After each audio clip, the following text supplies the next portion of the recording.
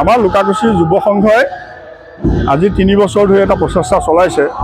গুৰুজনাৰ যি মহান বাণী, গুৰুজনাৰ যি সমাজ গঠনৰ লক্ষ্য উদ্দেশ্য আছিল, তাৰ লগত সংগতি ৰাখি এখন আধ্যাত্মিক সমাজৰ প্ৰতি আকৰ্ষিত কৰিবলৈ তেওঁলোকে উচ্ছৃংখল সমাজখনৰ পৰিৱৰ্তে নতুন সমাজ এখন গঢ়াৰ প্ৰতিশ্ৰুতিৰে আগুৱাই আহিছে।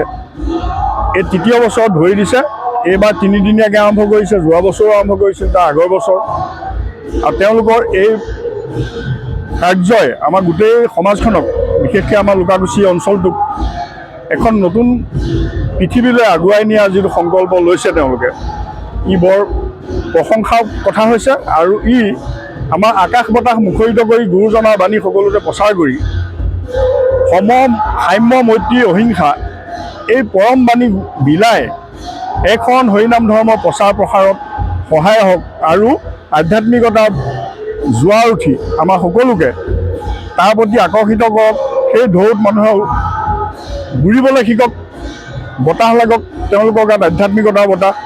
উচ্ছৃংখল যি সমাজ হৈছে এতিয়া, টিভিত চাব নোৱাৰি, বাতৰি কাকত চাব নোৱাৰি, মেলিব নোৱাৰি, সকলো ফালে অত্যাচাৰ, ধৰ্ষণ, হত্যা, লুণ্ঠন, চুৰি, ডকাইত, দালালি, এই গোটেইবোৰে আগুৰি লোৱা সমাজখন কিছু পৰিমাণে হ'লেও যাতে শুদ্ধ হয়, সংস্কাৰ পথলৈ আগবাঢ়ে, তাৰ প্ৰচেষ্টাতে তেওঁলোক আগবাঢ়িছে। আৰু আমি এই প্ৰচেষ্টাত অৰিহণা যোগাইছোঁ।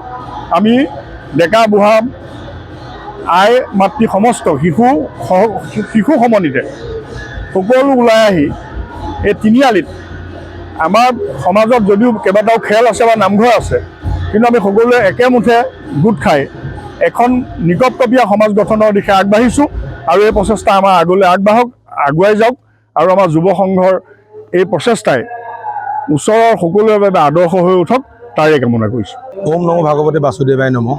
আমি লুকাকুচি যুৱক সংঘই বিগত 2 বছৰৰ দৰে এইবাৰ 3য় বৰ্ষতো আমি মহাভাগৱত পাঠ আৰু ব্যাখ্যা কাৰ্যসূচীৰ আজি 3 দিনীয়াকৈ শুভাৰম্ভণি হৈছে। 24, 25, 26 জানুৱাৰী সমগ্ৰ 3 দিন আমাৰ গোটেই কাৰ্যসূচী চলিব। আজি ভাগৱত পাঠ ভ্ৰমণ হ'ল ৰাতিপুৱা, তাৰ লগতে সন্ধিয়াৰ পৰা ভাগৱত পাঠ ব্যাখ্যাও হ'ব।